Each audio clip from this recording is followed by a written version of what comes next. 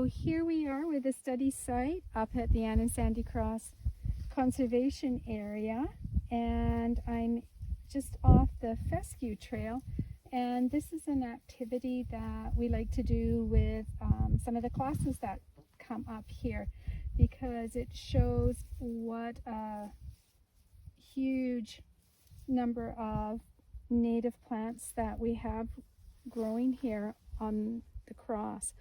So the reason I chose this study square is because I've got grasses and I've got some native plants as well. So this area is off of the fescue trail and our native fescue. Kind of hoping that this might be it. I know this is not. This is smooth brome, which is an invasive species. But what happens with our native fescue is that it has its roots go way, way, way down. And what it lets other plants do is grow around it. So it actually holds the soil in place and makes it so that other plants can grow around it. And that gives it quite a bit of variety of plants that can grow in the one area. The smooth brome, on the other hand, has lateral roots that spread out, which create a mat, and that prevents other plants from growing in. Just point over there, and you can see that this area here, lots of brome and just some few plants. So our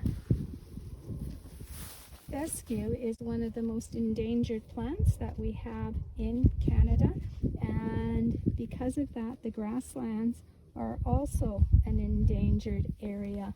And it's very interesting that many of our endangered animal species also use the grasslands as their habitat.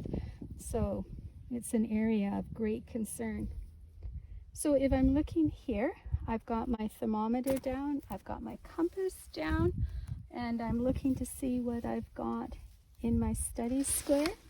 Okay, I'm looking down at the soil. I can poke around in that, and then I can also take a look at some of the plants that I have growing here. So I know that I've got a little wild rose plant right down here. Even though it doesn't have blooms, I can tell by the shape of its leaf. There's some northern bedstraw, which is here, and here it is here in bloom. Here we've got some wild sage, and if I rub it, and then I can smell it, and I get the smell of sage. What else do I have in here?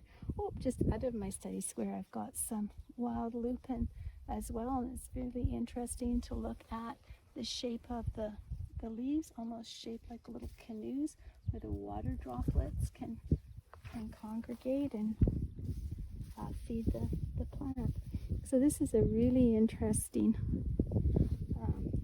study square because I have such a variety of plants, and because I have such a variety of plants in this study square, it's attractive to a variety of insects.